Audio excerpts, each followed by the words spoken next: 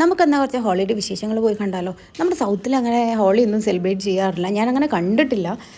എന്തായാലും നോർത്തുകാർ ചെയ്യുന്ന പോലെ എന്തായാലും ചെയ്യില്ല എന്ന് ഉറപ്പാണ്. ഇവരുടെ ഇത് വളരെ ഇമ്പോർട്ടൻ്റ് ആയിട്ടുള്ള ഒരു ഫെസ്റ്റിവലാണ്, ഐ തിങ്ക് സോ. അങ്ങനെ നമ്മുടെ ബേബീസ് എല്ലാവരും ഭയങ്കര ഹാപ്പിയാണ്, ബിക്കോസ് അവർക്ക് ഇന്ന് ലീവാണ്. പിന്നെ എന്ത് ചെയ്താലും അവന്മാരുടെ അമ്മമാരെന്നൊന്നും പറയില്ല.